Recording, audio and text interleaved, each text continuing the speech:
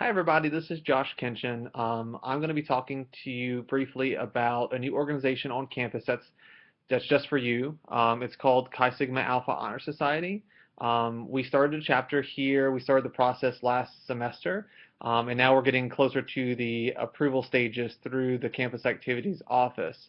So I wanted to kind of bring everybody into the loop and hopefully gain your support, and hopefully we will get a leadership assembled and get some professional development opportunities and networking opportunities in place that will help and support us through our journey through our programs. This is also just so everyone knows, we aren't in competition with ELGSA, Educational Leadership Graduate Student Association. We actually are planning to partner with them in many ways. Actually, most of the leadership of ELGSA is actually are actually higher education students as well. So just to talk a little bit about why we're starting this chapter, Dr. DeVita, or James, as many of us know him, actually was talking to us a little bit about it. Those of us who are graduate assistants here in Ed Leadership, and thought it would be helpful for us to have something that was strictly for higher ed students, so that we would have some opportunities for funding and travel and conferences, and doing things kind of in-house on site that are specific for us, um, just so we would be able to kind of empower ourselves to take control of our ability to be successful in our programs outside of the classroom. So just to tell you all a little bit about the organization itself, we are just we're going to be a chapter of Chi Sigma Alpha Student Affairs Academic and Professional Honor Society International. But for the purposes of UNCW, we'll be known as Chi Sigma Alpha Honor Society. Once we're an approved chapter through UNCW, we'll also be assigned a Greek number chapter, so we'll be known something like the Bravo chapter or something similar to this chapter of Chi Sigma Alpha. So anyways, the colors are maroon and gold, and that honors the Alpha chapter at Virginia Tech. Gold represents the society's commitment to excellence. The motto is in Latin, and it means that I may challenge and support. And the logo of the society is a three-pillared temple with the society's Greek letters and the motto below, and the society's three values: academics, research, and service. So just a little bit about the actual membership. So it's going to be comprised of graduate students, both master's level and doctoral level. We'll actually be the first chapter that will have doctoral level students in the program itself. The membership is going to be limited to graduate students who are enrolled in either the MED in higher ed or the EDD concentration in higher ed and have earned a minimum GPA of 3.5 or higher after completing a minimum of 9 credit hours at UNCW. Only credits that are earned at UNCW will work towards eligibility in Chi Sigma Alpha, even if you have transfer credits at the graduate level. Only graduate students are going to be able to run for office, propose new amendments, and vote. Also, graduate students are the only ones eligible for financial support through the student organization or being able to use anything where money is being used. There are going to be potentially other people within our organization, honorary professional and alumni members as well. They can come from the faculty or staff, and those are going to be folks that we elect in the general membership. So we can talk a little bit more about that later. Those are just little things. There will be an induction ceremony that will recognize students who have attained those academic requirements. And then from there, you'll be awarded a certificate and a pen. And there will be some dues. They shouldn't be that much. They're still being agreed upon right now, something like $15 a semester for active membership. Something to know is for master students, you will have to keep your membership active through participation in meetings and events. A quota for each semester, it's going to be pretty low, something like two meetings a semester, one event.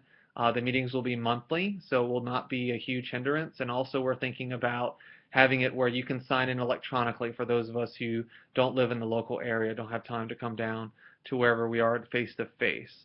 And if you're able to keep your membership active through the entire time that you are in your classwork, so for master students, that will be from beginning of the program all the way through graduation. For doctoral students, it'll be from the beginning of your program through the end of your classwork. You'll be awarded an honor cord as well to wear during your commencement ceremony if you choose to.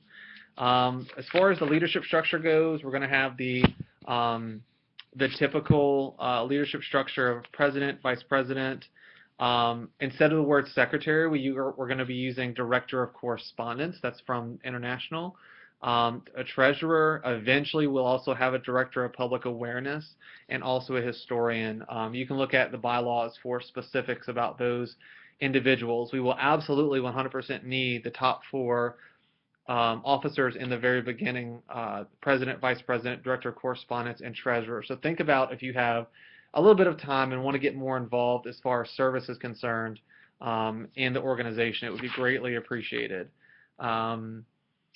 And there will also be some standing committees. You will also have to be part of every single member will be part of a committee, so you'll feel like you actually have something to put on your resume if you choose to do so. You can't just pay money and come to the meetings and think that that's going to be it.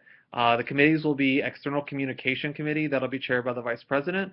That's really going to be for marketing, promotion, and awareness of the organization. There's going to be the Internal Communication Committee. That'll be chaired by the Director of Correspondence and the historian, if we have one.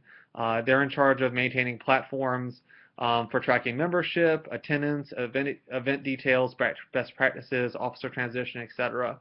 There's going to be a fundraising committee that'll be chaired by the treasurer, and they'll be responsible for the generation of external funds other than chapter fees. And then there'll be the civic engagement committee, and that'll be chaired by the director of public awareness or some other officer in their absence. This is in charge. This committee is going to be in charge of organizing the opportunity for members to engage in civic events that will promote the understanding of connection between the public sphere and higher education policy. So there's pretty much something for everyone.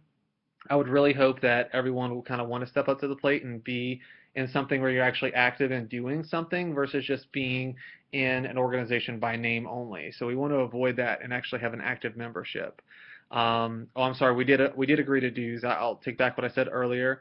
Dues will be $25 for brand new members and $15 for returning members. So like the semesters after you're an original member, and that those dues will be to support us having food and beverages at events, potentially some conference travel, things like that. We'll decide as we go along. Professional, honorary, and alumni members don't pay dues, but they're also not entitled to take part of those activities that cost money as well.